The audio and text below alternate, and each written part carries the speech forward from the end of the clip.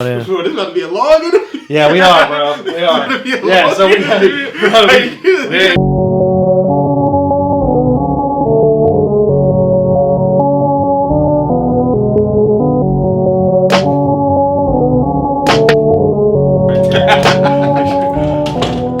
Jordan living good. What's good, baby? Bro, last time I saw you was at a Loom show. I know, bro. That's like. And this is also, hey, shout out though. This is the first fucking time I've ever done an in-person interview for the Loom Artist Spotlight. So, bro, let's go. Let's go, baby. Feel it special, man. Whoa. So as you know, I know you've seen some of the other ones, bro, but this ain't like this is supposed to be super organic. We were just talking about that. It's supposed to be something that's off the cuff, like no rules to this shit. I really just want to hear about your story and, you know, obviously how you found Loom and all that stuff. But maybe to start, bro, like, why don't you tell the people who you are, kind of how you came up and how you got into music, maybe stuff like that. Okay. Yeah, so my music story is a little funny. So look, we're already laughing. I know, bro. No, it's gonna be nothing but that. I know when I was 10 years old, I have a cousin. Asia, straight to the crotch, she's bro. She's like, whoa. Asia, come over here, girl. I'm gonna hold you into this video. Oh, say hello to the camera, girl. She's like, you gotta look at the camera. Yeah, come on. We're trying to make you famous. Hey. Do it for the, like, literally can't see anything, bro. She's like, I was. She's like, hey, what's that line? In that cup. So when I was 10 years old, my cousin was living with us, named Mr. Crane, and he was rapping. So I was like, you know, when you're a little kid, you're always joking. So I was like, oh, let me make a song with you. Yeah, bro. Let me go in, bro. Let me freestyle for a second. Yeah. And he was like, oh, you want to make a song? Come on in. And I was like, wait. No. I was like, wait, what? Like, what? Damn. Bro, yeah, bro. And I was so you're 10 years old. 10 years old. And, you know, we share the same room too. So no, that's what's up. So I was like, what? For real? He was like, yeah, come on in. So I went in there. He's like, all right, cool. I'm about to pull up some beats. He's pulled some beats. And I was like, I don't really know how to do this, but let's just go. So I just started freestyling. Do you mind me asking how old you are right now? Man, I'm 24, bro. 24? That's what's up. Okay, so 14 years ago. So you're talking like, this was like OG, like probably like Logic days, or maybe like Garage. Bro, not even Logic, bro. We had Windows 98. Hey, bro, you making beats? That's sick, dog. Yeah, that's Windows 98, bro. Like, shout out Windows 98. I don't even know if he had like a recording program. No, for real. So he was literally, he just pull up beats and like just record his like self with the whatever mic he had with his laptop. Yeah, bro. Damn, sick. And that's how I started, man. And I made like this trash mixtape. Bro. The only reason I'm saying, you know, it's the first mixtape. Bro, the first songs are always the shittiest, bro. The trash mixtape, y'all. Yeah, you don't go back and listen, bro. All freestyle. Don't go. You can find some fucking nasty shit I made back in the day, bro, online. Don't go digging. Don't go digging. Don't go find it, bro. So yeah, so I did that, you know, and I was like, man, you know, you know how it is when you first make music, like you just get that instant love, like instant love. Yeah, bro, it's fun. It's like you're vulnerable. It's like I think that's one of the things that I love about music, bro, is that part of the reason I love it is because you do have to be vulnerable. Like you have to be willing to share shit that, like, not necessarily lyrically. Maybe it's through the emotion and the tone of your voice, but like you do kind of just have to like you're in control of whether or not it sounds raw and authentic. Yeah. And you know, every song you kind of, at least for me, every song you get a little bit better. I feel like, you know, or a little bit more real. You gotta improve. Like if you're not improving, you're losing. Yeah, at the end of the day, like. Okay, so you started off when you were 10, and did you get into it more seriously whenever you were like in high school and? And like middle school and shit. Man, middle school. I used to have the laptop, so I used to get an allowance, bro, and I used to just buy like the studio equipment. Yeah, that's literally just save every dime, bro. Save every dime. But when I started, like once my cousin moved down and do his thing. Yeah, for sure. And like, bro, I used to have like the computer mic from Walmart. No, that was the best, bro. Put the sock over that shit, bro. Yeah, dude. No, that shit's like literally, bro. I remember whenever it first started coming out, where you could actually plug a USB into your computer and you get the mic, and it was trash, but it was like still. Honestly, bro, there's songs that were popular as fuck that were recorded on that shit back in the day. You know what I mean? Still goes hard. Dude, Snowball's legit, bro. Like they don't Bangers even know. Are literally getting made on a daily basis on that shit. They don't even know. The blue Snowball is like that shit's like $50, bro. Bro, that's like the USB mic. Like if you can't really afford, but you want to get a good sound, bro. That's the way. Yeah, I got a Yeti mic over there as well. It's the same. Like I think it's like I don't know if they're the same company or whatever, but yeah, it's like it's like it's like Bluebird. That was like maybe $60 or something like that. So it's like, bro, and that's honestly, yeah, bro, that's the shit. I use that shit. It's. I have gotten a little bit more snobby where I use like some preamps and stuff for my vocals or whatever as time has went on. But that was the OG shit. And it was also like just about how many, like when you're first starting off, bro, it is literally just about how many fucking songs can you pump out so that you can figure out not only who the fuck you are musically, but also like what you want to be creatively. Yeah. You know what I mean? Yeah, bro. And back in those days, bro, those were the mixtape days. So it's like we were putting out like. So I was in a group. So you putting out work? Yeah, I was in a group, bro. I used to be in this group called Retro Waves, and we put out probably like. In high school, we put out like 6 mixtapes. No fucking way, bro. Hey man, we got our own Barry Russ over here, bro. We got Russ fucking 3.0 over here, we was literally kind of like, bro. I always say if I would have known what I know now back then, for sure, like you would have blown. You would have blown up, bro. We were on the front page of that clip, bro. No shit, bro. What?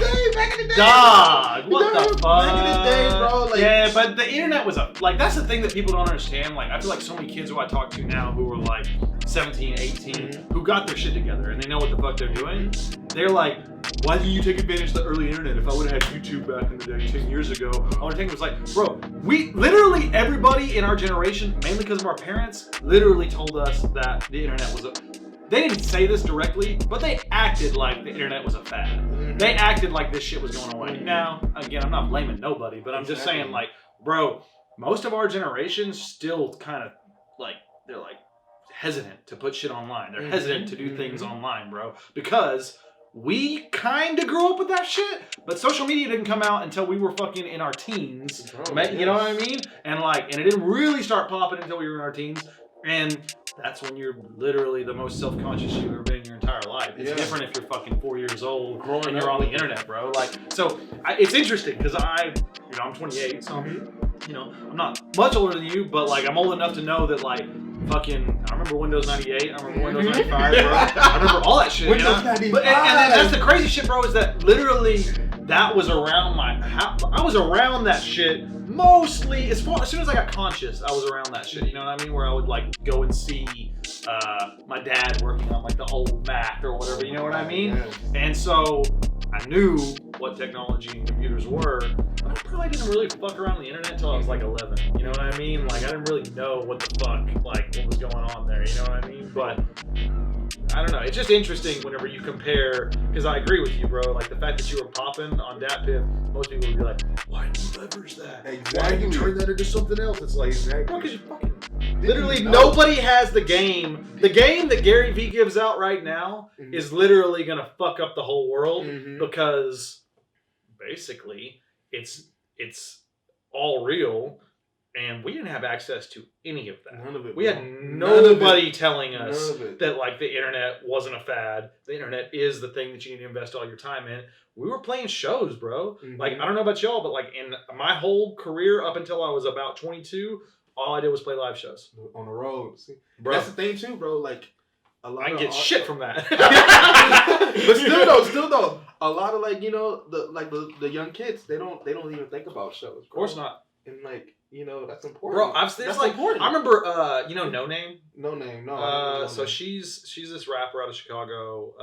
She got heat? Bro, she's got fired. She actually got off of, she quit doing rap and now does like a book reading club because she got really fucking, this is legit. She literally got mad because all her fans are white.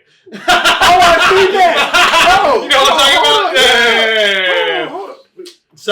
But anyway, that's so stupid. I mean, it is what it is, bro. But like, the thing that I thought was interesting was that I remember there was a post and she had blown up. She was on, Mick Jenkins. You fuck with Mick Jenkins. So she was on the Mick Jenkins wave because he's also out of Chicago and just kind of doing that like very intelligent rap, that very like like smooth as fuck, but also like I got something to say. You know what I mean? And Mick Jenkins still is one of my top 5, but he was probably my motherfucking, like, in 2015, 16, 17, he was all there was to me, you know what I mean? And so anyway, like, I found on it, I remember one time, dude, she posted online, and it was like, what would you guys do if I went on tour? Or what would happen if, like, it's like, would you guys come see me if I was on tour? Bro, she got like, I don't know, like 25,000 retweets, like all these, you know what I mean? Like all this shit. And it was like, that is crazy to me. That you literally can just go build a following and then just be like, hey, would you guys pay to come see me play? And it's like, then you got a whole tour plan. You know what I mean? So anyway, it's that shit. We didn't have that. We didn't fucking have that, bro. Instagram was just popping, bro. And I was like, I remember I didn't start Instagram until I was 23, bro. I literally did not fuck with Instagram at all, bro, until I was 20. Bro, I was one of those artists, bro. I was one of those artists. Like, I think all my friends had it, but Facebook was kind of the only one I really fucked with. And now Facebook's all fucking 35 to 60-year-olds, you know what I mean? And that shit's popping for 35 to 60-year-olds, bro. They're doing the same shit we're doing on Instagram, bro, which is basically a dating app. Oh my god, bro. Wait, I know we're sidetracking, bro. Yeah, bro. I know we're sidetracking. Turn it in, bro. Like, what?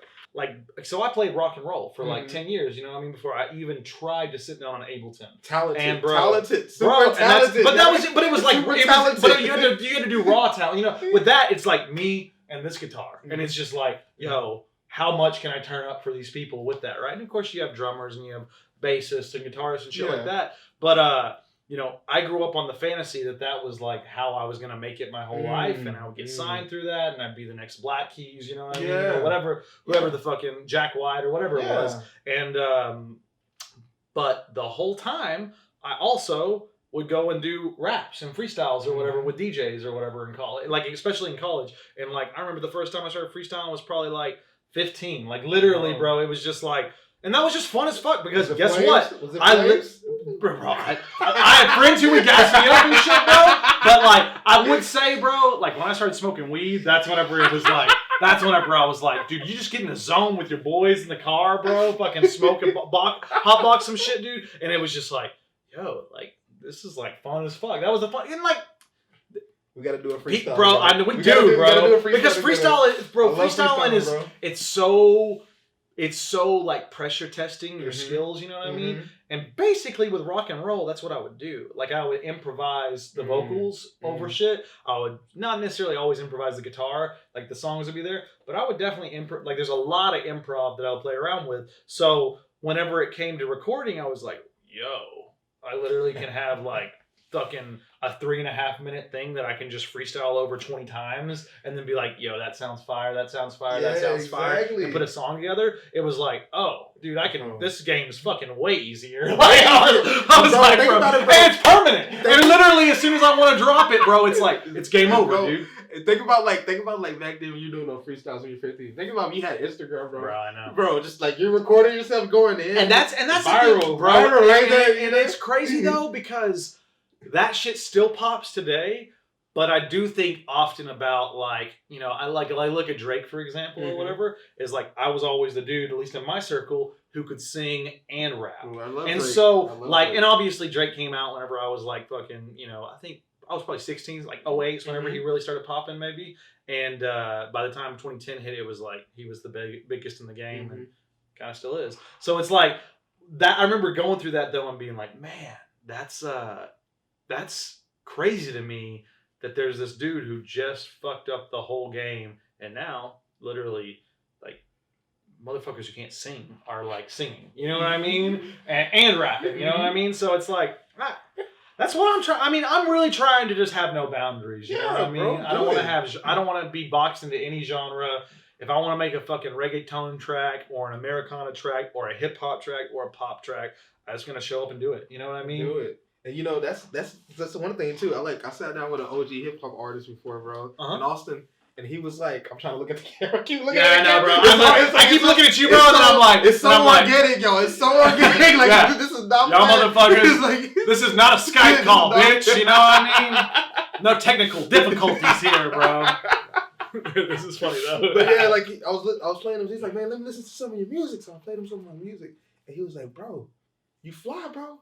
He said, but after talking to you, bro, I feel like you can do more than what you're doing, bro. He said, your fans got you in the box, don't they? And I was like, Yeah. Bro. Oh, because you were part of that crew as well, Yeah, right? yeah. So everybody from that crew probably was like, "Yo, expect." Bro. And were you always JordanLivinGood? I had other names, so Okay. I went by bro. Facebook won't let me change my name. Facebook, let me change my name. I was going by Keith Harvey. Okay. And then I was JLG, and then I switched to Keith Harvey because I was like, I'm on another wave. Like I don't even know what. That's I don't cool, even know what I was That's doing. Cool, was that more of just kind of like a like Harvey Dent, kind of like Two-Face, like other personality? Yeah, type kind thing? of like an art ego, and I did it for a year. But like I changed my name. You know, when you change my name on Facebook. And then Facebook won't let me change my name back, so now it says Jordan, formerly Keith Harvey on Facebook. No way! They won't let me change it. I keep trying and trying and trying. Bro, I got locked out of my Facebook ads account a few weeks ago, bro. I literally almost threw this whole fucking studio upside down, bro. Yeah, I know. So I fixed it, but you know, it took me about.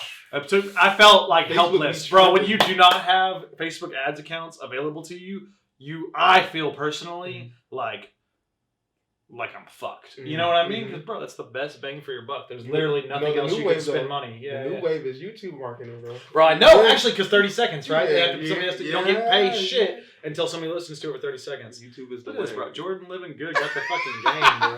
YouTube is the way. But yeah, bro, what was I talking about, bro? You were talking about, so you were switched your name. Now you're going into JordanLivinGood after Keith Harvey. Yeah, Keith Harvey, bro, and it was like. It was so crazy because like I have a song called Jordan. Yep. And then on Instagram, bro, like this is when I was like before the Instagram algorithm like came into play, I was popping, you know, like dropped something on Instagram, 4,000 views. Bro, you have like 14,000 followers. I know, but you know the Instagram algorithm. Yeah, the algorithm fucks with you, bro. It's hard. Like I used to get like, you know, crazy love.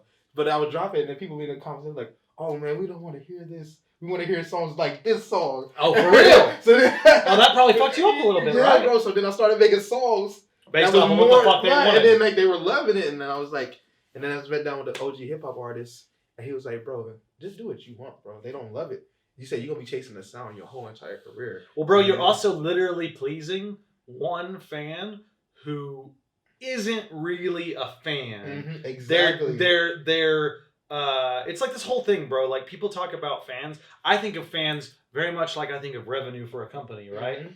You may hit 70 million one year or whatever, right? Or I don't know, fucking any number. Mm-hmm. You could hit $100 in 1 year, right? Mm-hmm. The next year you maybe hit $110. The next year you hit $93. Mm-hmm. You know what I mean? It's like, bro, it's a fluctuating scale. Exactly. And for better or worse, humans are imperfect and they're not and they're also insecure and don't really know what they want. Mm-hmm. And so, you know, like I always trip whenever I see somebody hit like a skyrocket and like all of a sudden become this fucking poppin' artist. And then they're like, why am I losing? Like, you know, I'm only getting 800 fans a day, or maybe I'm getting fucking negative 200 fans a day. It's like, bro, if they don't fuck with you, then they don't fuck with you. Exactly. Like a fan online literally doesn't mean shit. Nothing. At all. If you can't make money off of them, bro. No. Like you now, if they're a real fan, like supporter, that's fine. But I take that back. That's another level. I take that back. A like online don't mean shit. Yeah. A follower don't mean shit. A fan is all that you're looking for. So we move forward to supporters. That's what I call them. Supporters. For sure, bro. It really is, man. Because that whole Patreon wave is fucking nuts. That's the people who are gonna be like, need some water? Gonna be like your family. I'm good. I'm over here like you I can go get you some water, bro. It's because I keep on sipping, bro. He's sipping, and I'm like, just so you know, I came in, I often Jordan everything under the sun that I have in my house, and motherfucker was like, bro, let's take some water. And I was like, all right, bro, I'm pouring up. So water, agua is good for you. It is, bro. Drink more water, McJenkins, right now. But yeah, then like after that, you know, after I talked with him, I was like, you know what, I'm gonna do what I want to do, man. Yep. And then like I made my first album as JordanLivinGood. But it's just been available for this to actually start. I don't feel like it's been okay for artists to release whatever the fuck they want to release until the last few years. Yeah, because like maybe 2016 is when that really started popping. Because it was like when that happened, like with the haters and stuff. Yeah, that was in 2018, and I'm like, dang, like I felt like, bro, I felt that record was like, it sucked because I did not want to perform that song at all, bro. Oh, for real? I did not want to because I didn't want that song to be it's hard because that song is me. Right. This is my name. It's yeah, my but it was you. Yeah, it was me. Right? It was me. It is you. It is me. It's like hard to explain. But it's like, a it's my theme song. It was it's you. My theme song. It was a component of you at that one time. Yeah. But people want to define that basically Yeah. on you. One Night's gonna be the same way, bro. Yeah. Like as One Night continues to think, people are gonna hear my new shit and they're gonna be like, "What is that?" You know what I mean? Yeah. It's like, but, that's why I was happy with the album when you like. I was like, bro, I would rather take 10 years to fucking get to the stage that I Mhm. want to be and maybe never be this fucking huge pop star, Mhm. but do it the way I wanted to do it Mhm. and have real fans who fuck with Mhm. that, than to go and basically get signed to a label and just go make whatever they want. Now, I could do that. Mhm. Like, nothing's gonna, like, I'm gonna finesse whatever situation I get, but I always think about that as, like, ultimately, bro, like, the long game is the only game, in my opinion. Exactly. You know what I mean? Like, I'm gonna finesse stuff as you come up, and you can't blame anybody. But like Meg Thee Stallion right now is like tripping about some fucking deal that she signed with a fucking production company or whatever, and it's like,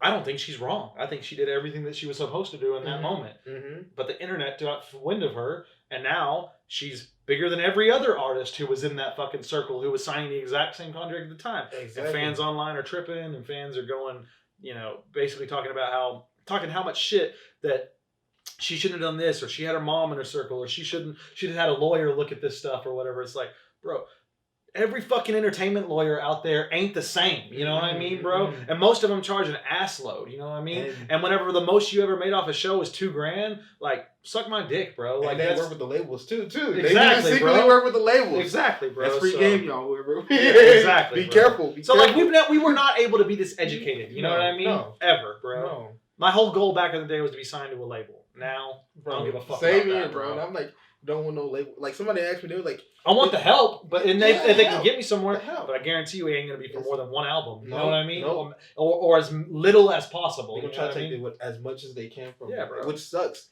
And that's the thing too. And so is just like, eat shit for a little bit longer, bro. Yeah. And don't fucking make more money. You know what I mean? Independence the wave. Yeah, bro. Independence the I mean, wave. it sucks, but hey, it's better at least whenever you get there and you have that money, it ain't going away. Exactly. You know what I mean, bro? Like, you gotta do it as long as you can. And that's what somebody asked me. They said, would you rather be?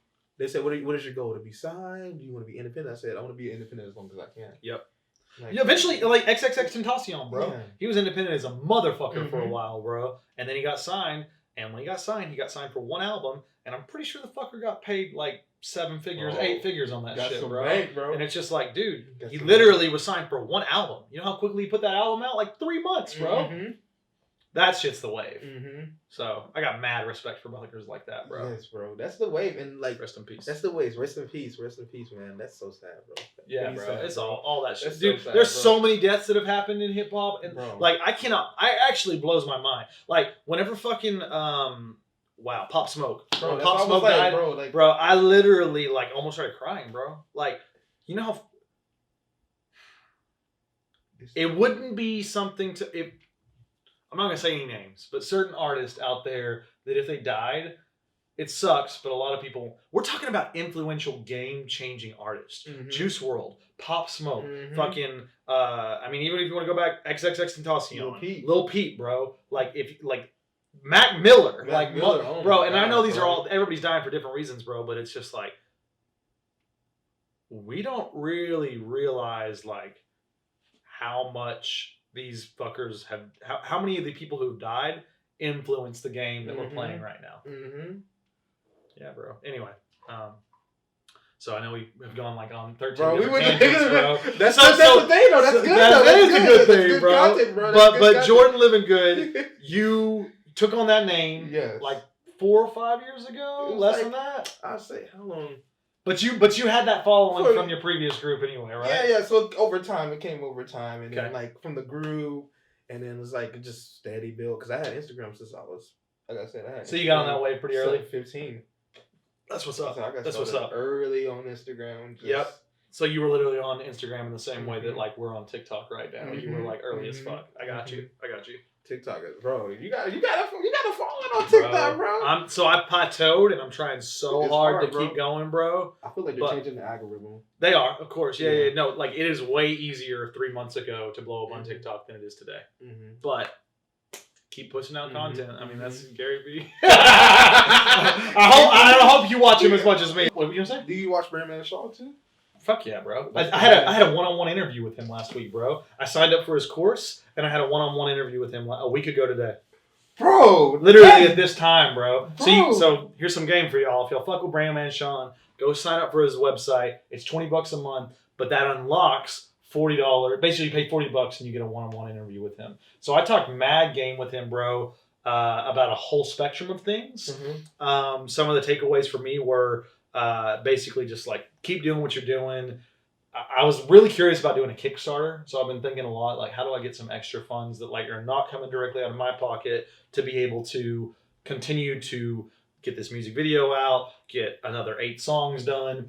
And I still might do it, but he was like, bro, Kickstarters are hard because you basically get all that money, you spend that money, and then on whatever you're doing, you release that content, and then what? Like, are you blown up now? Like, are you taking that bet that basically you're going to get all this money and you're just going to go basically jumpstart your career? It's like, no, really what's going to happen is you're going to spend all that money and then you're going to be probably further along than you were. For real, you are, but you're going to have to go put your hands out again for more money, or you're going to have to figure out something else. You know what I mean? So it's like, to do a Kickstarter, he was like, you can do it, but you got to have some super secret sauce to be able to get it done right.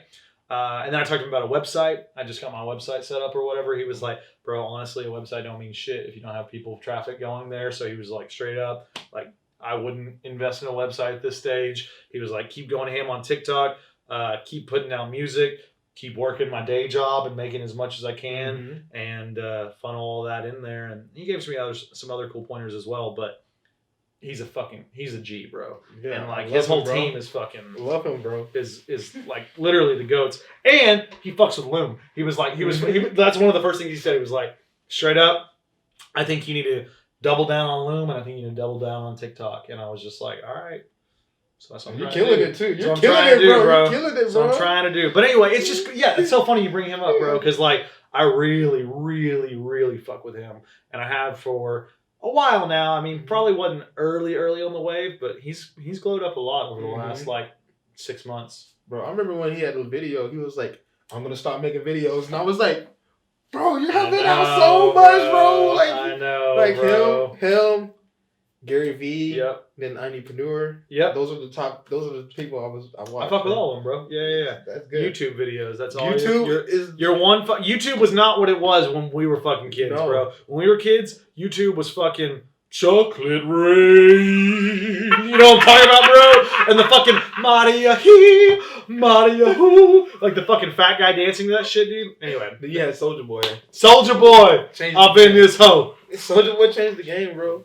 Bro, give him credit, bro. Dude, you're right. He does need his fucking shout out, Soulja Boy. Shout out, Soulja Boy. Drake. Bro, that was the funniest shit ever when I first watched that, dog. But he's kind of, but honestly, before he come for you, bro. I know, bro. He can come cut my throat, dog. Come for you, bro. Bro, but no, that was the hardest shit out. Whenever I saw that on the Breakfast Club, I was like, damn, bro. He's really doing this right now. Now, he needs to put out some good music. He might kill me for that, but he needs to put out some good music. Bro, you can't talk about I know, I can't talk about Soulja Boy anymore. You can't talk about people's music, bro. Yeah, you're right. They're going to come for you, bro. Yeah. They're going to be like, Daddy, that. It's all right. I'm about to get them haters that I was talking about earlier. They're going to come for you, bro. The SOD money game. I know, right, bro? He's like, bro. He's going to be like, yo, YouTube, fuck this guy's out there. Bro, you never know, bro. You're right, People got connections, bro. You're right, bro. They got connections. You're right, bro. Oh, man. But what was the question? So no, bro. I know we're going all over the place, bro. I guess I just want to know. So, like, how did you get to Jordan Living Good, and then maybe parlay that into like, you came off this other social following, you found Loom. It seems like you were real early in Loom, right? Because I saw you at that first show that they put on, and you were like basically helping put on the whole show. So maybe talk about like how you maybe like getting into Jordan Living Good, where you are now, and then we can start talking about like the recording process and shit like that. So basically, dang, I'm trying to remember where we left off at. So Jordan Living Good. Yeah. Okay, my name My name JordanLivinGood was my social media handles. Okay, bet. So that's how it came together. Oh, for real? So I was like, you already had it. Yeah, I already had it. I'm like, oh, that's gonna be my name, JordanLivinGood. You know? Yeah, it's already there. That's perfect. And then that's because I was going by JLG, so I was like, JordanLivinGood. Okay, I got Twitter. you. You had the cool Twitter names. For sure. That was the wave in high school. Cool Twitter names. Fuck yeah, cool bro. Twitter It still is. Kind of. Bro, like, a good handle is the shit, bro. Yeah, good handle. So I was like, I love this name. And then what made me go back to it was like, a personality is always happy, like you see me, I'm always want to bring positive energy and vibes. Like my music may not always be positive, of course. I'm always when you see me in person, it's only gonna be good vibes. So that's what I wanted that to be my name as well. I got you. And then like with the following, when I was with the group, like we was like I said, man, the Dat Pill wave was like that was the wave back in the day, like. I mean, people still talk about Dat Pill, bro. Like, I mean, I feel like they may have a second coming. You know what I mean? At some point, bro. It's hard. I would say Dat Pill still has a following, but the thing that's hard for it is because we got streaming services, right? Like we see, like the kids don't understand, bro. Like how good they have it, bro. We weren't able to, bro. Literally, we didn't have a distro kid. We didn't have any of that. TuneCore was hard. TuneCore came out like 3 years ago, 4 years ago. Bro. It still is expensive, bro. Yeah. It's expensive as fuck, bro. I got distribution. Oh, dude, yeah, bro. But like the whole thing is, bro, is like I agree with you, bro. It's like you got to pay upfront fees, you got to pay all kinds of fees, bro. And I remember the first time I heard about TuneCore, I was like, that's wild. But like people don't realize they don't. Like I mean, SoundCloud kind of fucked up that whole game where they were just yo, bro, I can go upload a song a day. Are you crazy? You know what I mean? That's like, why people got on SoundCloud because they couldn't, they couldn't pay for it. And the good shit always fucking surfaces, bro. Like, you know what I mean? Like, I really am a true believer in, like, no matter if you really, really have that fire and you're not just a fucking idiot who sits on their hands all the time, bro, and, like, is afraid to release it, like, people are going to find that, bro. And the less you promote, the longer it'll take, but they'll still find it. Especially with sites like Loom, bro. Loom, that's like that, bro. Like, that's literally, I had no idea what Loom was. I was sitting in a bar with my producer, and we were talking about the rollout of the song, and he was like, dude, you should probably check out this thing called Loom. You were on the phone with Luke, right? Yeah. I was at the house. That's right, bro. I was at the house. No, dude, no. Bro, so Luke called me about 4 days after I released the song, and I was like, I wasn't sure if this was like an email he sends to everybody, or if it was just like me. But he was named off one night, and I was like, okay, cool. Like, let me call this fucker or whatever. And it was like, oh, these guys are like really trying to do something and really trying to innovate. So of course I was a huge fan, and then met Jake and like the whole family. I mean, honestly, like that's why we're doing this right now. He so put me on one Loom's night. really, really doing some shit, bro. He put me on one night, bro. Oh, did he? Yeah, I heard it, bro. I probably listened to that song. God dang, bro! I listened to that song so many times, bro. Thank you so much, bro. Like man. the first week, for real, bro. Bro, it was. Bro, it actually blew my mind that like I just didn't do shit on the like this is the only place. This is the only place, bro, where I've ever just put out product and then like, bro, like literally, like it's just been nothing but up ever since. And so, I think it's interesting, man, because like so I was like the numbers 2 or 3 stream song on the app for quite some time. I don't know where I fell on the list now. But it's been interesting because, like, yeah, dude, it has become a whole lot more saturated over the last few months, right? Like, I still got a ton of followers. When I drop more music, it's still going to be, like, on their radar. And my music is, like, that's different songs. The album, we're starting to surface and do quite well off of it. But it's just cool, bro. It's like, it's really organic reach. Like, people talk about fucking TikTok all the time. The reason you should go on TikTok is because it's organic reach. Bro, Loom is organic reach. Loom is organic. TikTok? It's organic too, but it's not. Loom was like literally they get notified when you drop into the song. Exactly, like, bro. You can't. It's straight fire, and like you can gain so many plays by just posting your song. Like I literally post a record like probably like 3 days, 3 times out the day. It's like, oh, here's a song, Fuck yeah, bro. And then what I'm saying, you can discover so much. There's so many talented people on the app, man. Oh, bro, there are. And you remember when they did the South by competition, bro? Bro, that was wild, was crazy. Bro. I literally bowed out of that shit because I was just like, bro, I ain't about to like. I don't know how the fuck I'm gonna put money into that shit, bro. You know what I mean? No, I'm like, no. When it comes to competitions, I'm like, that's not me. Bro. That's not me. Bro, shout out D Harmon, I'll bro. watch. That's the homie, bro. Bro, that together. No shit, bro. Yeah, so I'm literally about to set up That's the next interview I'm gonna do. Is whatever with the Harmon, bro. And he's also gonna play that night.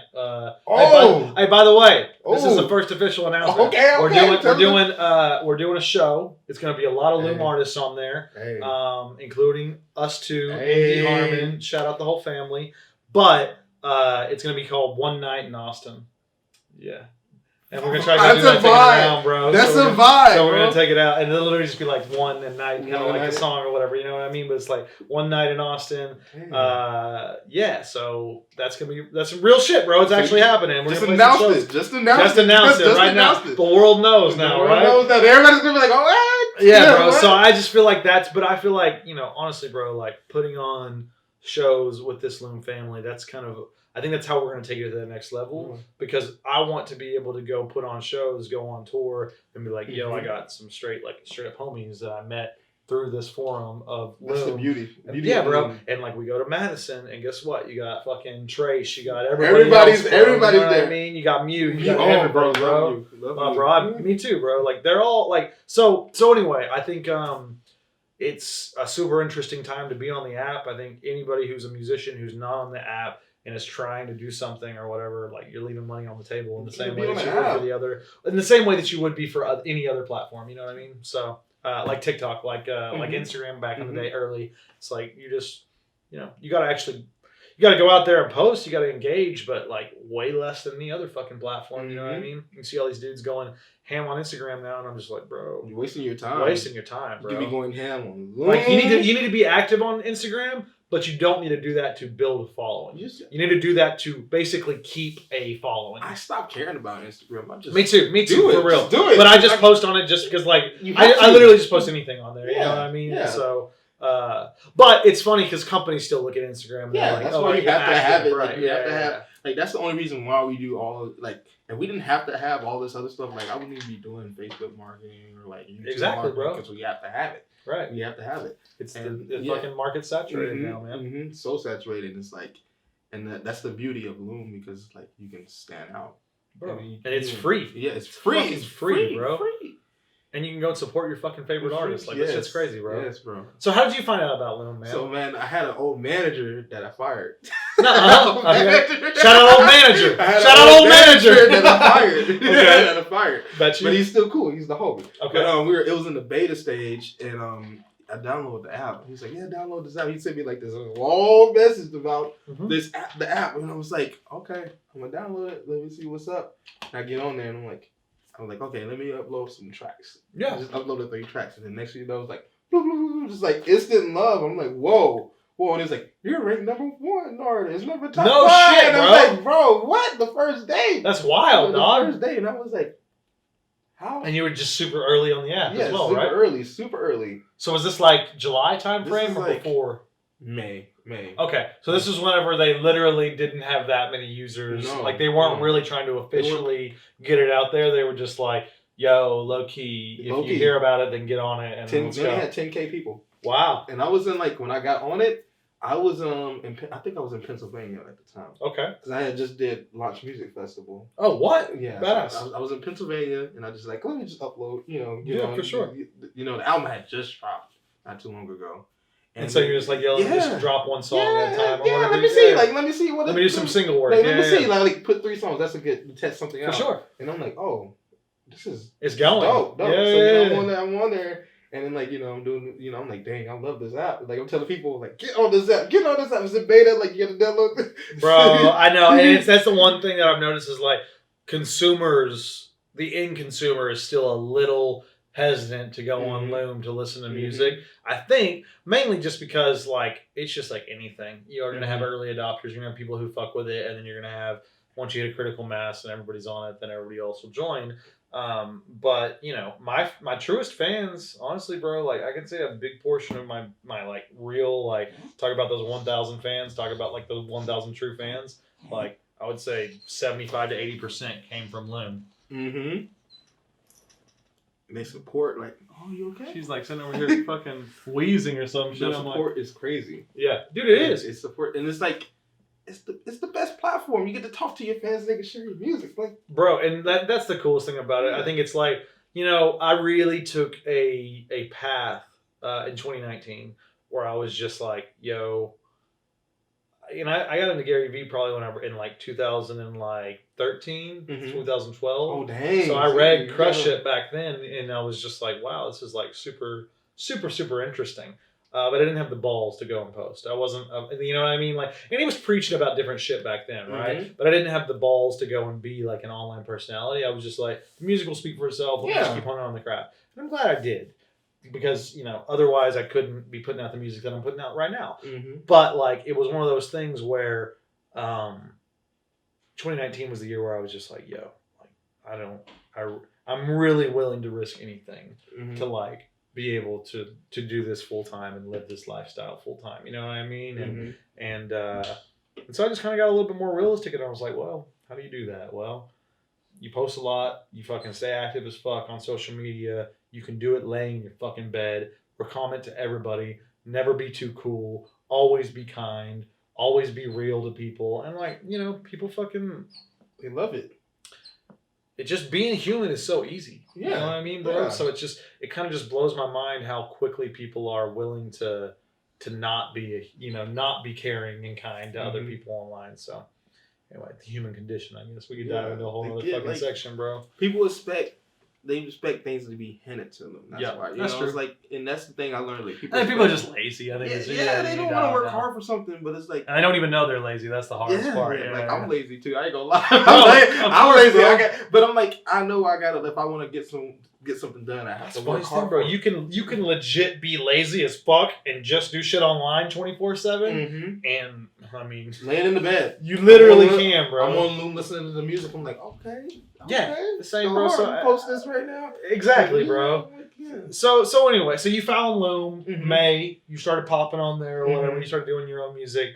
As you continued that, you started doing events with them as well, right? So did you kind of just like start. You just got in good with the whole family, or what? So like I met Jake. Jake, so Jake hit me up. He was like, yeah, email me, and I was like, what? This is crazy. Yeah, like, it's sick, right? Like, this is a music streaming service. Why are they telling me I need to meet? Like, yeah. I'm gonna go grab you beer with you, bro. Like, I'm gonna go meet with you. The torches, bro. Yeah. First time taking the torches.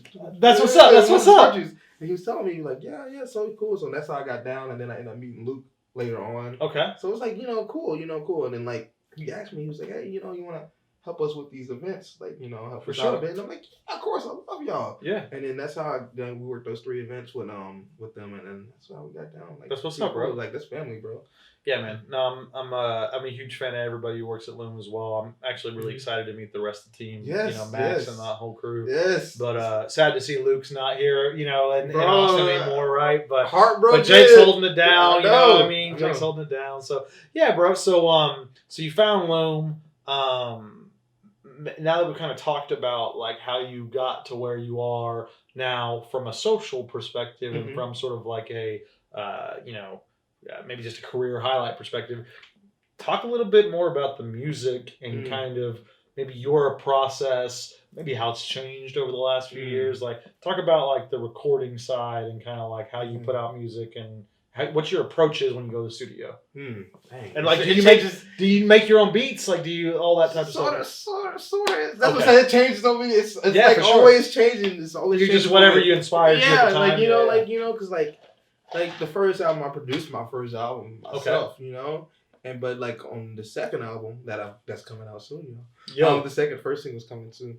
Yeah. Actually, like, it's gonna, like, I can't say it. I was gonna say it. Are you gonna surprise people? I'm gonna surprise. I'll tell you later. I was gonna say it. I was gonna say the release date, but I can't tell the release date for the first single. Can't say it yet. But it's coming soon. Bro, I was the same way, man. I was all about surprising people or whatever. Yeah. It's coming soon. Just drop. Coming soon. I'm gonna announce it this month. I just can't say it yet. but yeah, so the process, like, and now I'm getting back to making beats, so that's why I said it's always changing. I got you. But it's still like people are still like personal producers are still hitting me up. They're like, we want to work with you for sure. Like the producer came all the way down from Pennsylvania to still work with me, and I'm like, bro, let's do it. So like, this album that I got, I work with producers, other producers, but I had a personal producer that I was working close with as well. Cool. So they're making you custom beats. Yeah, they're making me beats, and like, so what I do usually is like, I like to write hooks first. Okay. And then that's the first thing I like to do. So just like to run the beat. Hooks are often the hardest one, and like the longer you get, like the more in love you get with a verse, the harder it can be to write a hook that stands out as much. So I get that. Yeah. So when I get the hook, I build the whole song around the hook. Okay, gotcha. So that's when I start. Like I get the hook. I'm like, okay, I got the hook. I'm gonna add a refrain or a bridge, and I write that second. So the verses are the last thing I write. That's what's up. And then so I structure. It's very practical. I would say. You know. And then intro, outro, and verse. Fuck so what I do is I write everything in my phone. I have this app called Toolie, and I don't even know if that's how you say it. Right? Okay. If it's by John Lucas made the app. Okay. And so I use that app. I put the beat in the app, and then I can just write my lyrics right in there. And then for real? Yeah. It's like a music app? Oh, for real? Then I play it, and I can record right in the app, reading the lyrics, and then I save it, and I email it to me. So and then you go basically recut everything or whatever. Because when I go to the studio, I gotta learn the words. Yeah. I have to learn the words, so I spend a couple of days learning the words. I got you. Yeah, and then when I learn the words, then I actually go in the studio. So you want to be able to go in there and just do it off the top of your dome. Like you basically want to have muscle memory already in place. That's exactly what I want to do. That's exactly what I do because I have to memorize the song because I don't want it. You don't want to I don't want to sound monotone, but I also record it as soon as I write it in my phone, so I remember how I said it. And you get the cadence as well. Yeah, I feel you. Yeah. And I also record it all the way through because I want to make sure I can actually perform the song live. Yeah, I feel you. Yeah. In the writing. But when it comes to like the studio though, you're like cutting it into individual frames or whatever. Oh yeah. Now all the way through in the studio. You're like, yo, let me get this chorus perfect or whatever. And then let me get the verse. Yeah, I got you. Be in the studio, but like, all right, we're going in one take now. Yeah, bro, it's like, dog, you Tupac? I mean, fuck, man. Yo, Barry. Section by section, like intro. Yeah, for sure. Okay, just the standard approach, basically. Yeah, and you go and get it and refine. You record in a studio in Austin? You record at your own place? Like, what do you do? At the crib. For real? I went to school for engineering. Shit, bro. Right on, dog. Fuck yeah, bro. Engineering. And so I use Pro Tools. That's what's up. Yep. So I'm a Pro Tools, and I use the Bluebird. Okay. No shit, Sometimes bro. I use, what other mics? Bro, I got so many mics, bro. I use the R20 sometimes. Okay, got you. But so you're basically just leveraging, like, your laptop, your basically your mic, and then maybe you have like an audio interface, or you just have a mixing board. Oh, you have a mixing board. That's what's up. Okay, got you, bro. Live sound mixing board, actually. That's what's up, dog. That's what's up. So I'm recording in there on the desktop. And then you get somebody else to mix it, or you do all that? Do all of it, bro. That's awesome, bro. Damn, bro. You mastered as well? Mm-hmm. Nice, man. What's your favorite plugins? My favorite plugin for mastering or mixing? Probably for mixing. Let's start there. EQ, but I'm trying to think of what I like the Waves. Everybody, bro. Waves are. I like Waves products. A lot of people don't like Waves products. I think Waves are just like everybody has access to them a little bit now. So like because of that, people because you can go pirate that shit or whatever and get the right one. Like I think because of that, people shit on it. It's like, bro, like you can't shit on Waves. Waves is hard, bro. Waves is hard. Yeah, bro, Waves is the shit. But I use I want to say it's the RE6. I think that's what it's called. Okay, I got you. Because I do it so it's like muscle memory. I'm trying to think. I'm like, what am I you? I got you, bro. But basically, you have a plethora of different fucking mics that you can use, and then you just pick and choose which ones based off of what the vocals. And I love Vitamin too. Okay, Vitamin, what's up? What's up? Vitamin's the shit, bro. Vitamin's hard. So do you do many like I heard do you use like a I know you use auto-tune on a couple of your tracks or whatever, bro. Go call me out. Call me out. Bro, I use auto-tune like a motherfucker, bro. Call me out. He's like, what's your favorite plug? He's like, I know you love auto-tune. So like, do you fuck with like a specific auto-tune or like Antares? Yeah, or like, I love auto-tune. I didn't even think about auto-tune, bro. It's just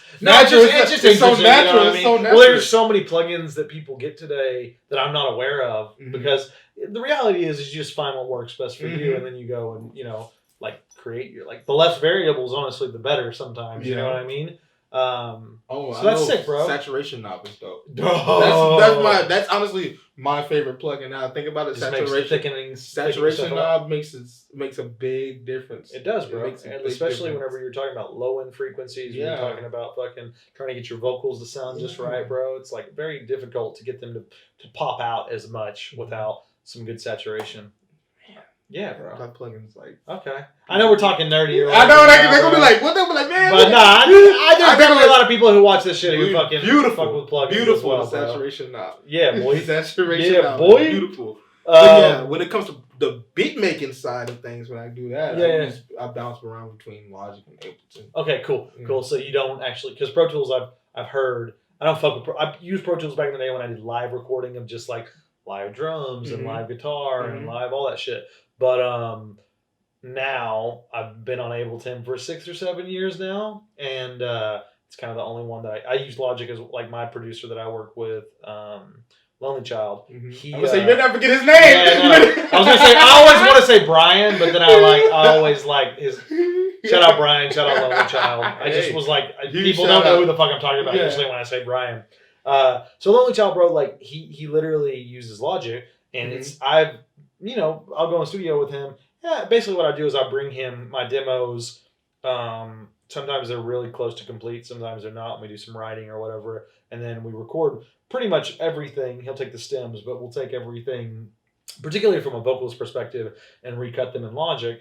And bro, I love that shit because comping vocals in Ableton is the biggest bitch on the planet. You literally have to go make another track each time. I didn't know people were doing that. Whereas in Logic, you can just keep recording over and over again. You stack all the vocals like this. You can be like, all right, I want this part and this part and this part and this part. You know what I mean?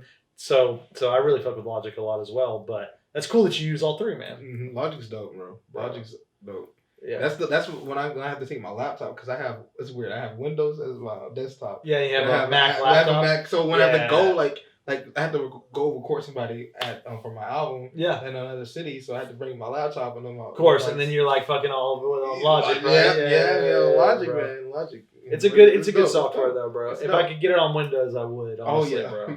Honestly, they have what's it called? Mixcraft is supposed to be like Logic. I've heard that, bro. But the thing is, it's like people always say, "Dude, Logic's only $200." It's like, yeah, but you bought that MacBook, didn't you? You know what I mean? It's like that's so much more expensive, bro. You can't just get Logic, like exactly. Like, I bought it, bro. That was sucking. Because $200 is cheap as fuck for fucking for a DAW. Really.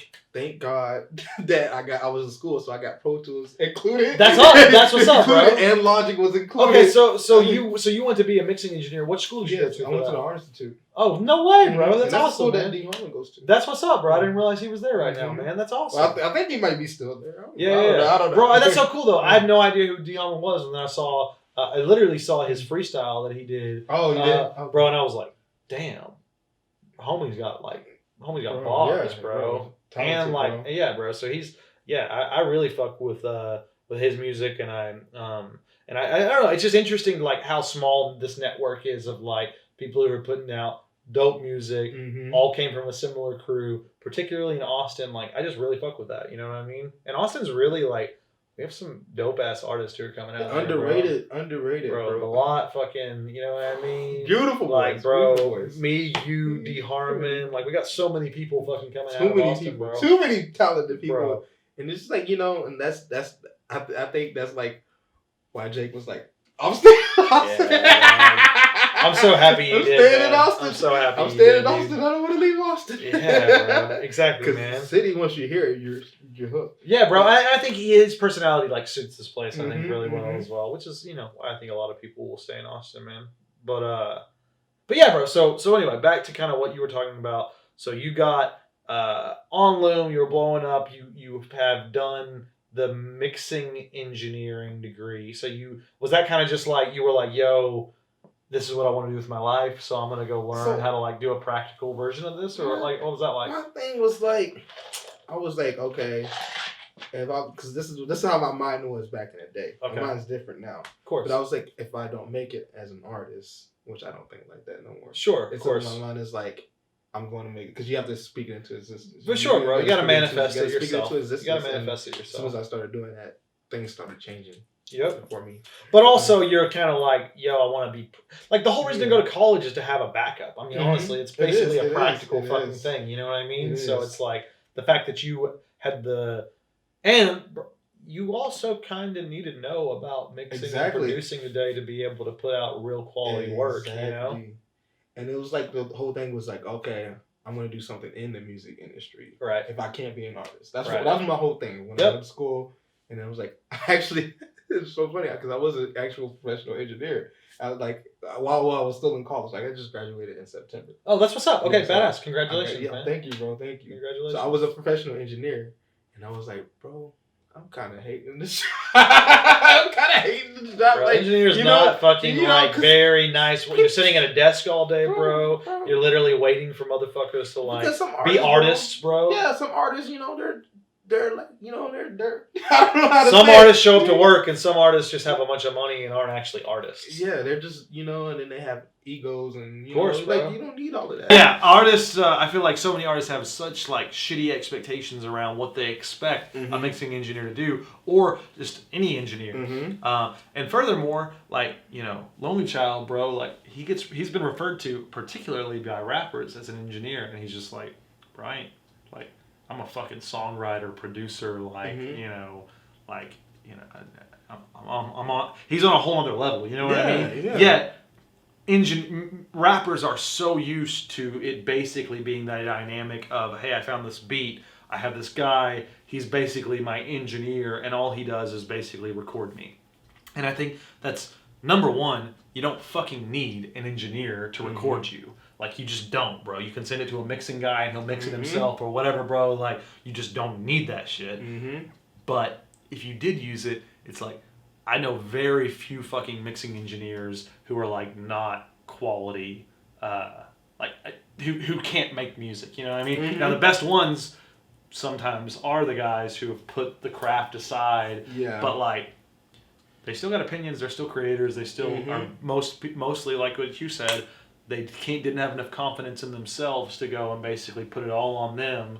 And so, what that means is they basically never pursued their own dreams and decided to let other people come in and become the mixing engineer for them. And I don't know, bro. Like, I'm right there with you, bro, because I thought about the same shit, man. I was like, what else can I do, to basically make this to where it's my lifestyle 24/7? And I very quickly was like, yo, fuck mixing. I was just like, you know what I mean? I was like, because I can mix. I honestly, bro, I can mix and I can master shit. I hate it. Fuck that shit, bro. I ain't wasting a goddamn minute on doing that when I can spend all my time honing in on my craft and honing in on my art. Now, if you can do it all, more power to you. That shit still hurts your brain, though, bro. It takes time, that shit bro. Hurts like, your fucking brain. honestly, I'm like, my mindset is like, okay, once I get to a certain level of I don't want to say fame, but level. Sure. Yeah. Once you accomplished a certain amount with your career, I'm like, okay, I'm gonna start sending it off. Sending it off because I went to school for it, so I know how to make it sound good. Right. I can might as well. But you can also speak the language, bro. Yeah. And like that's my whole thing is like everybody who I work with is like, no, man, you need to EQ the low end, and I need it to be, basically you need to cut off 200 hertz and below. Like what I mean, like I understand the fucking lingo. You know what I mean? I know why low end doesn't sound good. I can articulate what I want. That was enough. Now that took me fucking 3-4 years of just watching YouTube videos and like being around people who knew what the fuck they were doing, and also learning the game that there is no game and there are no rules, and that the biggest artists on the planet right now are breaking all the rules. So I just kind of was like, all right, there are certain fundamental laws that you're not supposed to break, but like your ear defies everything. You know what I mean? Everything you want. And so anyway, I'm right there with you, bro. It's like you really don't need a certain amount of gear or a certain amount of people in the studio, and there is no one way to do this. You know what I mean? There's just not. There's many ways, and then everybody has different mixing styles too. That's one thing artists didn't understand too. Is like one person can mix like this, another person can mix like this. Like there's so many I could go send off anybody's tracks right now to a guy and pay $15,000 to $20,000 for fucking mixing a few songs, and homeboy spent his whole life mixing fucking rock and roll in a studio, which is a completely different thing, which has nothing to do with how music's supposed to sound today.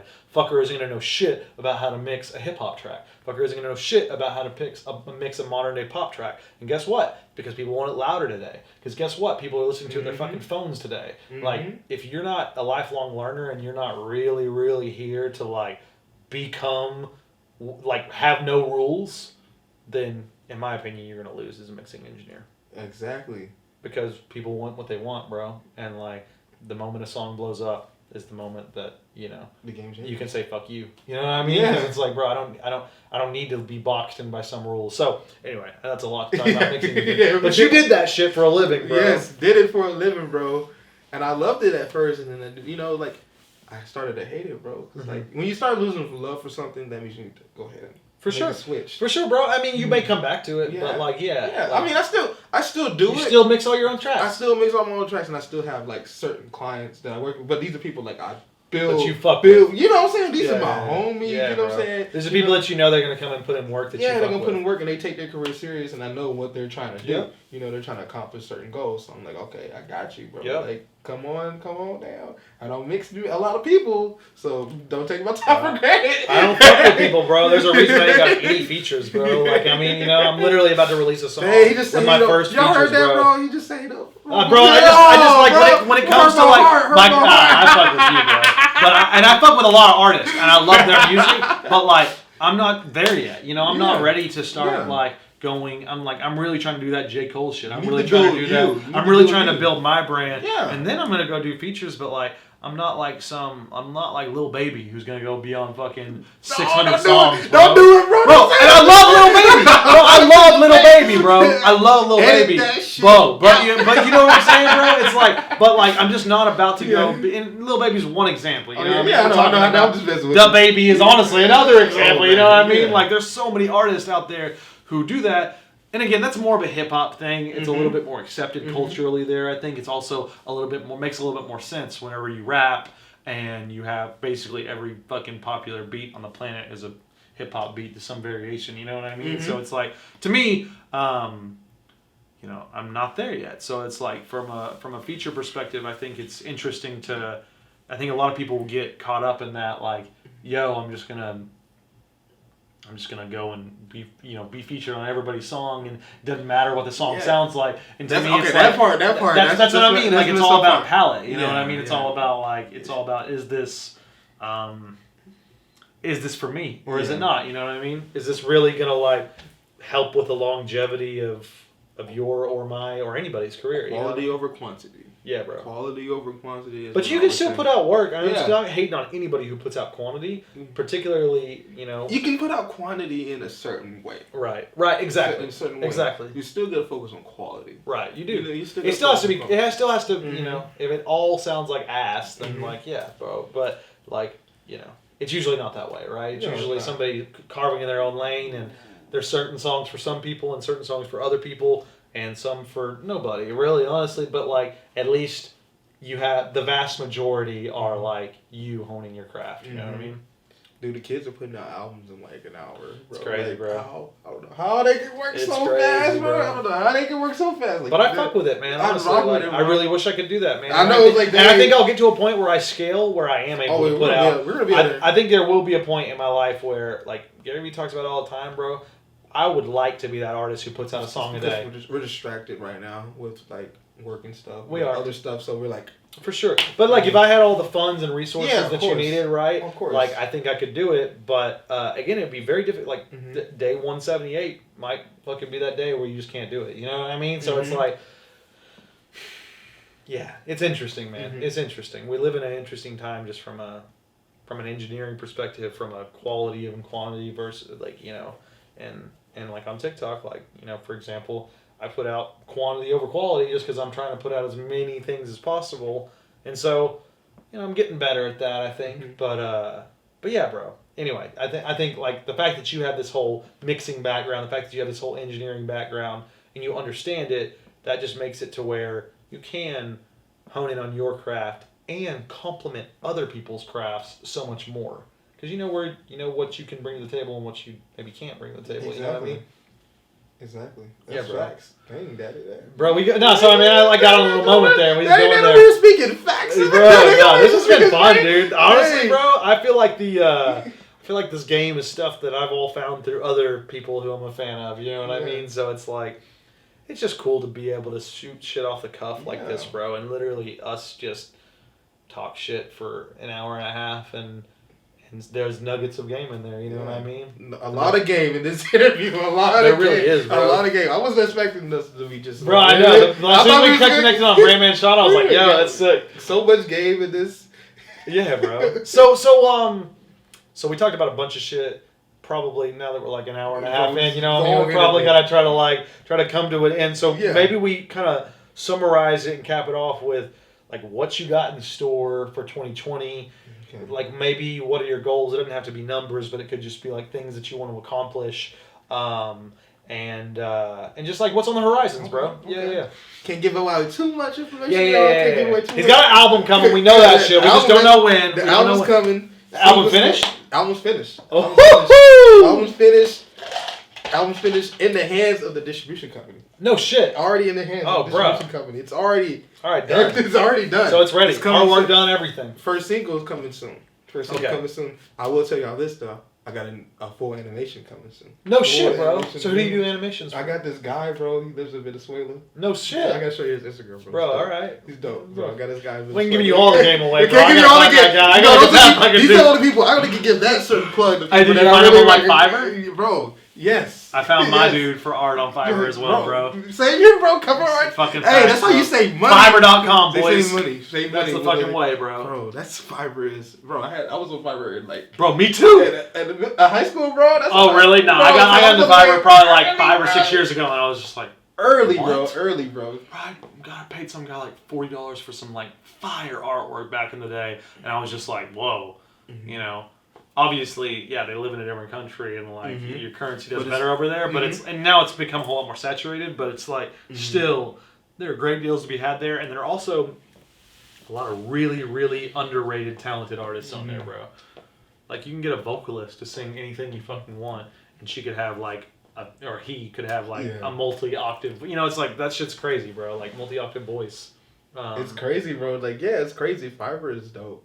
If y'all not using Fiverr, you're sleeping. Yeah. You're sleeping. Download Loom, download Fiverr. Download Loom, download Fiverr. Yeah. That order, boy. That's all you need right now. For real, that's bro. what you need in your life to get started. For real, bro. Like, and honestly, you can go on there and flip your own services if you can't fucking buy nothing. Bro, So yeah. I was doing mixing services off No Fiverr, shit, that's bro. awesome, bro. Yeah. Fiverr is the plug. You ever fuck with Sound Better? I try to use it a little bit. It's hard to get known there, bro, without paying for yeah. like the front page and all that shit. Yeah. I try to use it a little bit.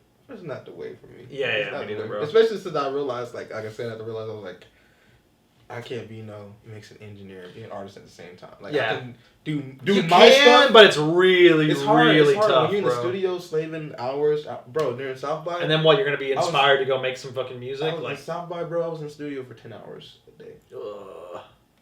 10 hours a day, different artists. Yeah. You know. And you're just so brain dead after sitting in a computer for that long, after bro. working my regular job. Bro. You know, you're not inspired. You're not making no music at that point. Yeah. You know, it's not like, at all, bro. You're just literally trying to be in a quiet place and like rock yourself to sleep. Yeah. It's like the next day you do it all over again. And then why I have to go do a show later on the next? You know, like the one day I had free, I had to go do a show. So what? So you got shows on the obviously you have the one that we're gonna do on May 1st. Yes, May 1st. But like, what else you got, bro? South by Southwest, Taco Cabana. Oh fuck yeah, bro! No, yeah. Bro, that's lit. What? Lit. What Taco Cabana are you going to, bro? He's like, yeah, it's lit. Bro, I love Taco Cabana, bro. North Lamar, Taco Cabana. You're playing a show there, bro? Yeah, they throwing a show, bro. Fuck yes, dog. It's gonna be an interesting like show. You know, we all got small sets. Sure. But it's Taco Cabana though. It's Taco Cabana. Like that's literally. Who can say that? You need to, yeah, bro. You literally need to add that to your resume as soon as you're done, bro. Taco Cabana. Okay, so you got a show. What day is that? Taco Cabana. That's March 21st. March 21st. Okay, so that's like the Saturday of South by. Is that right? Mm-hmm. Fuck yeah, bro. Mm-hmm. Hopefully coronavirus ain't fucking. Bro, that's all. That's what I hope, bro. South by might get canceled, man. Bro, it's sad as fuck. It's sad. But all these big companies are dropping out. So bro, it's crazy, man. So much money not coming into it. So what else you got, bro? So you got the shows, you got music coming. Mm-hmm. In general, man, like, do you have any like, you know, not to say that like a year comes and you got to change up your whole thing. I'm not necessarily. We haven't finished yet. Tour too. Oh, you got a tour coming up, bro? Two. When's that? That's gonna happen probably. I don't know if I can say it. I can't say it. I don't know if I can. Still. Do you know how many dates it might be 2 tours. Okay, so everything's still. So 2 sort of like smaller, maybe 4 to 6 shows each one, something like that. Maybe small little tours. Gotcha, bro. Texas. That's what's up, bro. No. Fuck, I need to come join that wave, bro. Yes. I literally do, bro. Put you on. Okay, so you got the tour. You got a couple shows coming up, kind of a couple Lucy shows. You got the album coming. Is that the only project you want to release in 2020? You want to drop more? Only project as of right now. Okay, got you. That's the only project I'm gonna just be pushing. And you're just gonna push it as hard as you can. Just been pushing that, man, because this album is just Good, bro. Special, bro. You gotta send it to me. Yes, I got you. Let me show you the Send me cover. that Let me link, show you bro. the cover. Send me a Let me couple show you the links. cover. Yeah, all right, bet. Let me show you this cover. Um, Look, I'm showing him a sneak peek, y'all. I'm sorry I can't show y'all. Oh shit, dog!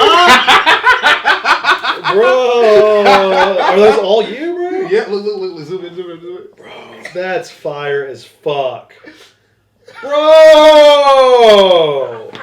Dude, this is sick as well. Fucking, I can't say too much, but You can't say, but you see why I can't say. You see why I can't say. Yeah, bro, that's sick, dog.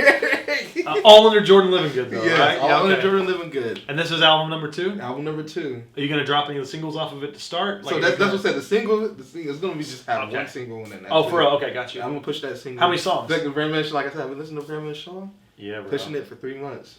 Oh, for real? 3 months. That's what I did for Superwoman. No shit. Mm-hmm. Good shit, bro. Mm-hmm. And it's worked. What's how many songs you got on it? 10, just 10. Okay, Just bet. a small little album. Any skits, anything like No that? skits. That's straight what's up, through, bro. straight through. Dang, bro. Straight through. That's fire, dog. That's fire. Anybody else? Any features on it that you can talk about? I can say the features. You know, I got the singer. She's still a new artist. Okay. But she's my little sister. What's up? She stays in Killeen. Okay, So bet. she's a new artist. Her name's Jade, but she don't really got that much music out. So I got you. I'm not gonna be able to find it probably when the album. But you'll be able to hear it whenever the song Yes, you hear on the album. I got my cousin, the one that I started rapping. Oh, for real? He's still going? Oh, he's still going, bro. Yeah, Bro, full he's circle. Still That's going, sick, bro. man. Can't stop. He's actually on the more. He's actually on that bill. He was already on that bill already with more bookings. Did you see that? No way, bro. Yeah, he was already on the bill. No He has way, 5 shows bro. with them. Damn. Okay, sick, dude. I gotta know this motherfucker. Yeah, he's gospel rap, bro. So. Oh, for real? Yeah, so I can't tell y'all too much about the album. That's epic, bro. that might be a little bit too much information. That's epic, bro. For a track, you know, a track, you know. Nah, for sure. But you see the cover. You see the cover. That's see the awesome, cover. bro. Yeah. No, I love that Yeah. shit, man. Okay. And then I got my homie Poppy. Okay. From Pennsylvania on the track. I met him at launch. Are you from Pennsylvania originally, bro? So you No, grew up in Killeen? No, yep. Mm-hmm. That's what's up. I grew up in Athens, Texas. So like small town. Where's close that at? close to Tyler, Texas. If you're familiar with it. Yeah, my family bro. in Tyler. No shit. Yeah, Mm-hmm. bro. So I grew up in East Texas. You know what I mean? Okay. Fucking crazy place to grow up in, bro. That shit ain't Austin. That's dog. how you become a daddy now. Bro, I guess, dog. Fuck, You man. become a I daddy guess, now. dog. But yeah, bro. No, I got the fuck out of there as soon as I could. But shout out Athens. Shout out Athens. Look, you might have to do that. I know, bro. I'm gonna have to do some editing, right? Or you got to do some. You might have to do some editing, bro, because I might get blacklisted. When I said about what I was talking Yeah, about. you gotta send me your notes afterwards, Facebook bro. marketing, like when I saw, I said, man, I probably can't say that on the interview. Bro, it's nuts, man. I said I probably can't say that one specific thing. I might get in trouble for that. Yeah. Like people are like, no, man, I love my people, man. Like, come on now. Exactly, bro. I know. I've been saying names all through this. Yeah, that's what I told you when you said little baby, I was like, Bro, little baby's hard. I was like, bro, no, But no. take that out right now. I was like, no. I was like, no, don't say little baby. Little baby's gonna be like, Next thing won't be. Yeah, I know, bro. Daddy Nat, Bro. We're gonna make a song called Daddy Nat. Yeah, he's like a little bitch, bro. Oh my god, bro. Heck no. Then I'm gonna have to fire back. No. I know, bro. He's out of here, dog. That's out of interview. Like I wasn't in this. I wasn't in this, little baby. Well, Jordan, bro. Anything you want to tell the people before we wrap, bro? Like any kind of parting words? I mean, obviously, you're getting after it this year. You're trying to pick up everything that you can do as it relates to spreading your word from a music distribution perspective, from a touring perspective, from a show perspective, I'm sure you're doing all kinds of other things. I got to answer the last question you asked me. The goal, so I got a sync deal earlier this year. No way, bro. So bet. So I'm literally making a lot of music for this sync deal too. Okay, I'm trying to work on right now, right? So that's like that's the hard shit, bro. That's awesome, man. Yeah, that's where the that's money. where consistent That's where money. Money's at. Okay, yeah. Let me put y'all on game. Yeah. A sync deal. You get a sync deal. That's where you're gonna make a lot of money at in the music industry. And you also can get paid up front. Mm-hmm. You also are going to be able to get residuals off of it. Mm-hmm. And even if you're doing a 50-50 split, which is super normal, That's what I got. A 50-50 split is super normal in sync, you can still make a shit ton of money off of it, bro. Ton of money. I mean, bro, you can literally, there are literally people out there who are taking doing Xbox commercials and getting paid like 6 to 7 figures, off the bat. And bro. when you know what else, the finesse with that too is like you're making all that money. People can be like, "What is this song? Let me Shazam it." Exactly.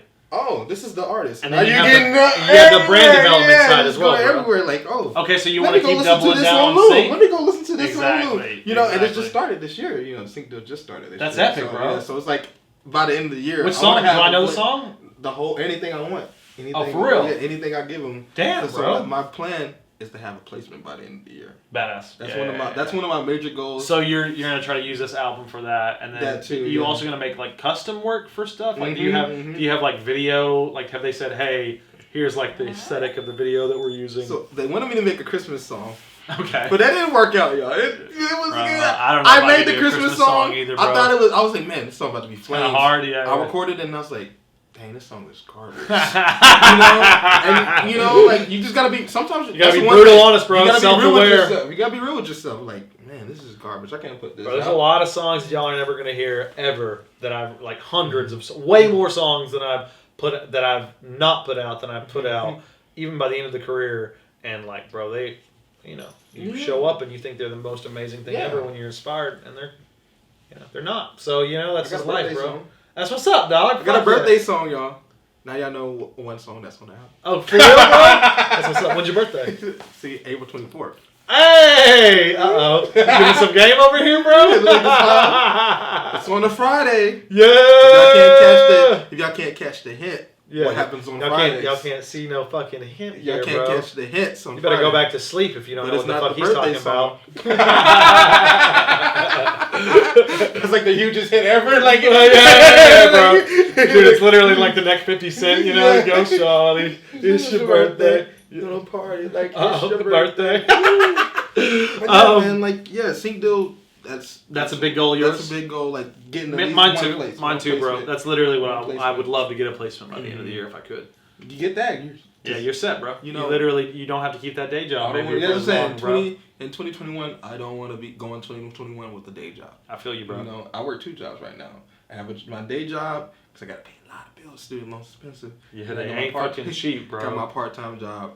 That's what's up. Strictly for music stuff. And you're just flipping. You're basically working as hard as you can, bro. That whole paycheck, that whole part-time job.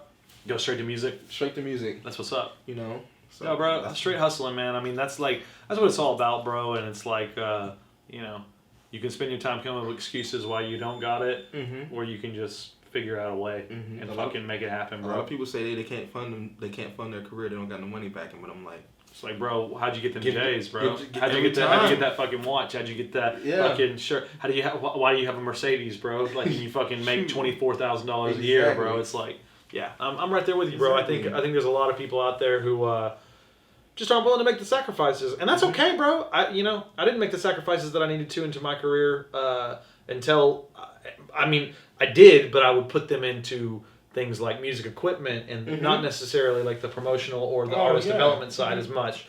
And they're lucky now because they got Loom. You're right, bro. They got Loom. You're right, bro. Y'all don't understand.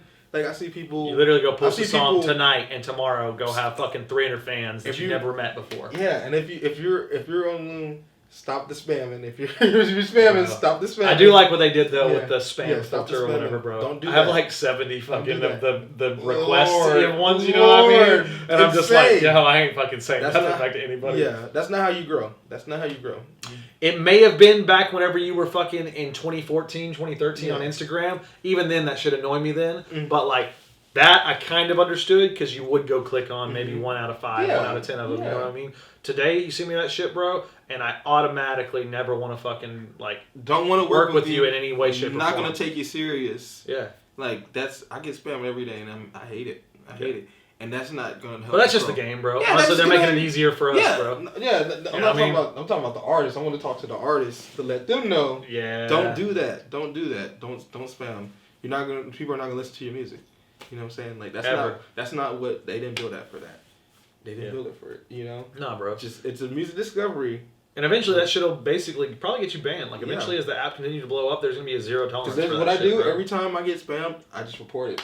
For real? Report it. I probably need to start doing that. Report it because like if you get reported so many times, you're banned. Yeah. You're banned, and then you get banned from about the hottest music streaming app right now. Like, bro, nuts, man. That's not good. It's not good at all, That's not good. Especially for people who are like trying to make it from the dirt. Yeah, you know exactly. What I mean, that's not good. You get banned, you're screwing yourself, and then people who are actually doing stuff in the industry, they see it. Exactly, industry bro. people on this. Oh, there's all kinds of industry They people, don't know, bro. bro. They're doing all of this. They're messing up themselves. But that's all I wanted to say. Yeah, bro. Well, we love Loom. We do love Loom, bro. We Fucking shout out Loom.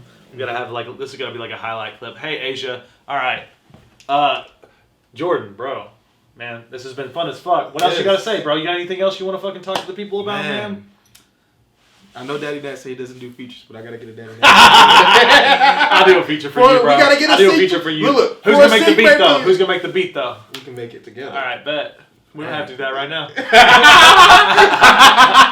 For the sync deal. Bro, I know it's like the biggest banger ever, bro. Bro. You better stop playing, bro. I know, I'm about to be telling distribution, like, take this down real quick. I got this banger with Daddy. Yeah, bro. Fucking A, man. No, honestly, though, I do want to be able to continue to make music for film. I think that's like a really fun thing to be able to do, and Sync's one way to do that. You know, haven't got a placement for one. I think so. Basically, there's some guys who have God, Asia, you're going crazy. There's some dudes who I basically got in touch with who live in LA who've done really, really well in the sync industry, and so I can't put any names out there, but I work with them right now. Because the producer who I'm working with is extremely, extremely busy and he's going to China all the time, bro. He's like got he's got like mad hits in China. Like last year, The Lonely Child? not Lonely Child. This is another producer who basically Lonely Child sort of inadvertently put me in touch with. Oh, okay. And this guy is great, but I went and made we have one night and 2 other tracks that we did across 3 days. At his place, and so the goal is to get one night and these 2 other songs basically synced and placed, and hopefully continue to do that. And I was actually thinking about like making a separate album that we just go like, yo, like these are just like, I don't know, almost positioning it as sync music, because again, that's one aspect of revenue, and all these artists who like Post Malone doesn't get synced, you know what I mean? He's the biggest artist on the fucking planet. He doesn't get synced, you know what I mean? There's a specific sound that you have to have for singing, and there's a lot of artists out there who are making bread, like real bread, who no one fucking knows about, bro. And you know what's crazy? Like, and it made so much sense when I got the sync deal. So because I think about it, because it was so hard. It was so hard to get like. I'm like, why can't I get sync placement? And I'm like, a lot of people compare me to like Wiz Khalifa, Juicy J, even though we don't rap about the same stuff. I'm like, they get a lot of sync deals. Right, they do. And I'm like, I mean, sync placements. I say sync deals. No, they get a lot of placements. They get a lot of placements, and I'm like, okay, that makes sense why I can. Well, yeah, like Wiz, he has like that super articulate sort of like way he like presents the raps as well. And then you have Juicy J, who just kind of has that swag rap that's like perfect for a good vibe. And that's like, honestly, when I hear One Night, I often think like, bro, I should be fucking on a Hyundai commercial or something like that. You know what I mean? One Night should be coming around the fucking. One Night should be everywhere. Yeah, bro. Like, so we working on that shit, bro. I was like, what? Like, you need to see. But Brandman Sean's for real. Like, I did follow that same thing where I basically promoted One Night for as long as I could before I dropped other songs. You know what I mean? I got that from him, man. And he's the man. Straight game, bro. So, shout out Brandman Sean. Shout out Lonely Child. Shout out fucking your cousin. Yes, shout out Mr. Crane. Fucking shout out bro. Loom. Shout out Loom, bro. Yes. Shout out Jake and Max and fucking Luke and everybody from everybody, Loom, bro. man. Andre, bro. Shout out my boy Tanner, man. Tanner, bro, he does, bro. Man. Bro, Tanner shows a fuck ton of love, bro. Honestly, the whole family is real. If you guys haven't joined it yet and you're watching this channel, y'all done fucked up. But but for real though, it is like literally coming for you. Look, bro, you're literally leaving off. You're leaving money on the table, bro. If you're not going after these apps, and man, it's been a pleasure to fucking do this, bro. Like we have to do this more than once. You know what I mean? I'm trying to go around the circle and get as many of the people in the Loom app to do this right now, particularly the ones I truly fuck with. But bro, you got the first one. Nobody can take this away from you. Nobody can take the first in person. Longest interview that's probably you damn right, bro. You damn right. But yeah, bro.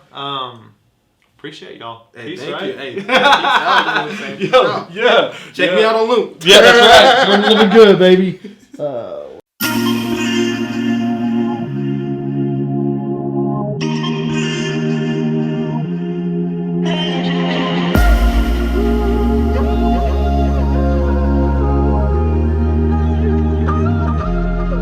Tell me, is it hate? Tell me, is it love? Moments of our day that we giving up here.